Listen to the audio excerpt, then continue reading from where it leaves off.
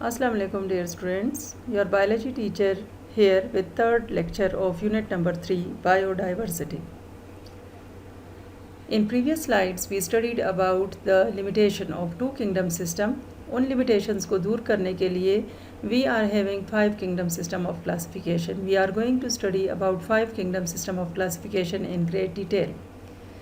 पिछले लेक्चर में आपने देखा था कि यूग्लेना वाज एन ऑर्गेनिज्म जिसकी वजह से two kingdom system classification fail हो गई थी, क्योंकि यूग्लेना एक ऐसा ऑर्गेनिज्म था जिसमें कि प्लांट और एनिमल लाइक दोनों कैरेक्टरिस्टिक्स पाए जाते थे. इन 1886 Ernest हैकल proposed a new kingdom that is Protista to include Euglena-like organisms. In 1969, Robert Whittaker classified all organisms into 5 kingdoms, that is Monera, Protista, Fungi, Plantae, Animalia. The 5 kingdom system removed the problems prevailed in 2 kingdom system. 5 kingdom system of classification. In 1988, two scientists, Margulis and Schwartz, further modified the Whittaker system on the basis of cellular structure, mode of nutrition, and method of reproduction. According to their scheme, Kingdom Monera was given the name Kingdom Prokaryote.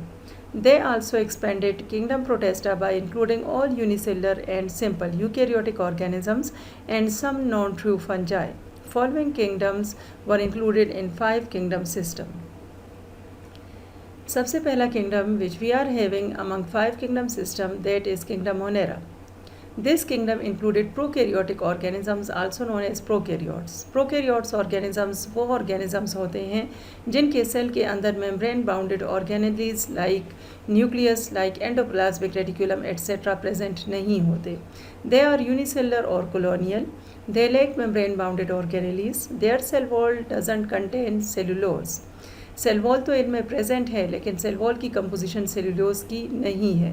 They are heterotrophic but some can produce their own food by photosynthesis और chemosynthesis. Chemosynthesis एक special तरीका है micro organisms में. Mostly ये अपने इर्द गिर्द के एनवायरनमेंट से केमिकल्स को एब्जॉर्ब करके अपनी बॉडी के अंदर अपना फूड खुद प्रिपेयर कर सकते हैं. Examples are bacteria and cyanobacteria. Second kingdom इस किंगडम प्रोटेस्टा. इस किंगडम में इन्होंने उन तमाम प्रॉब्लमेटिक ऑर्गेनिजम्स को डाल दिया था जो ना किंगडम एनिमेलिया में और ना किंगडम प्लांटी में फिट आ रहे थे.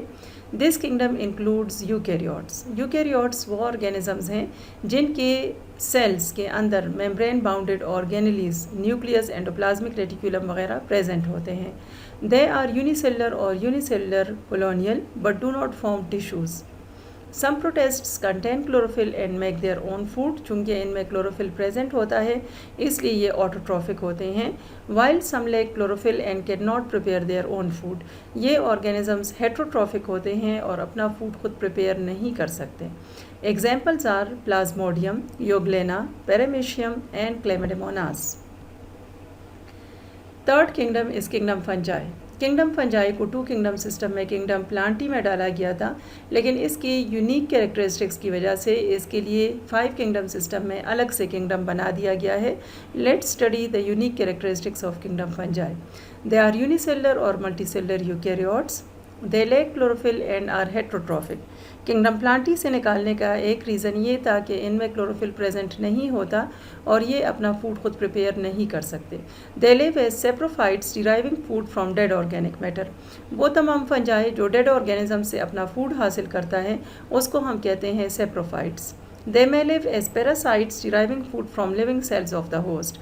ये पैरासाइट्स के तौर पे भी ह्यूमन बॉडी या बाकी लिविंग ऑर्गेनिजम्स के अंदर पाए जाते हैं.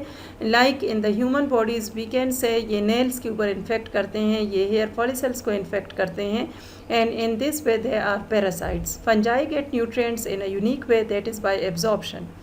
जिस होस्ट की बॉडी के ऊपर या डेड ऑर्गेनिज्म के ऊपर ये पाए जाते हैं उससे ये अपने न्यूट्रिएंट्स को एब्जॉर्ब करते रहते हैं.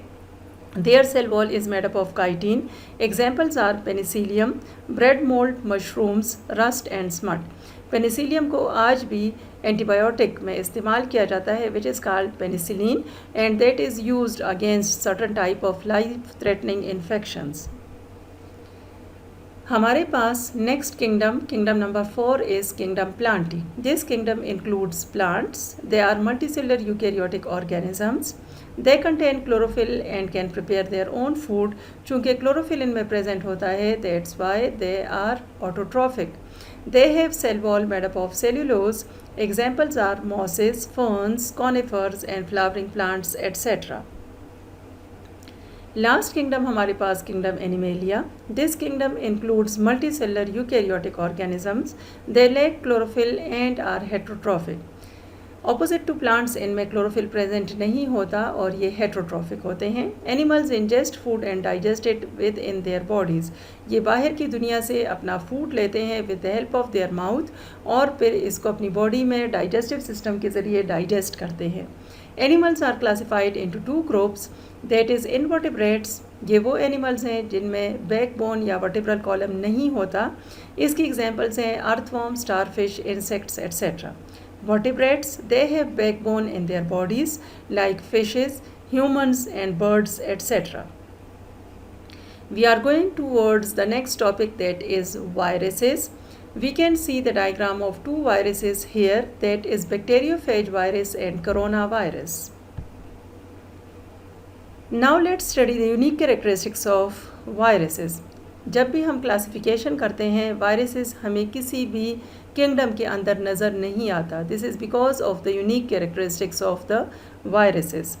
दे are not considered as living organisms and do not included in classification system. अच्छा, now let's study about the living and non-living characteristics of viruses. Living characteristics, they reproduce, they contain DNA or RNA. This is enclosed in protein coat. Non-living characteristics, they are not made up of cells. They do not reproduce or respire. ये excrete नहीं कर सकते जब ये living host cell से बाहर चले जाए. They crystallize outside the host body. जब जैसे ये होस्ट बॉडी से बाहर निकलते हैं ये अपने आप को क्रिस्टलाइज कर लेते हैं and this is the property of non living cells. In crystal form it can be stored for indefinite period of time. Even hundreds of years के लिए भी ये अपने आप को स्टोर कर लेते हैं जब ये क्रिस्टल के फॉर्म में कन्वर्ट हो जाते हैं. When the crystallised viruses are placed under favourable condition they again start reproduction. Favourable condition means जैसे ही ये लिविंग होस्ट सेल के अंदर जाते हैं ये दोबारा से अपने रिप्रोडक्शन को स्टार्ट कर देते हैं. After listening to the lecture, now let's move towards question answer session which is called critical thinking. Dear students, question number 1 is what are the unique characteristics of fungi? Question number 2 is what is the status of virus in classification system? Classification system में virus को किस kingdom में रखा हुआ है. अगर वो किसी किंगडम में नहीं है तो what are the reasons. Thank you dear friends for being here with me. Stay home, stay safe. अल्लाह हाफिज़.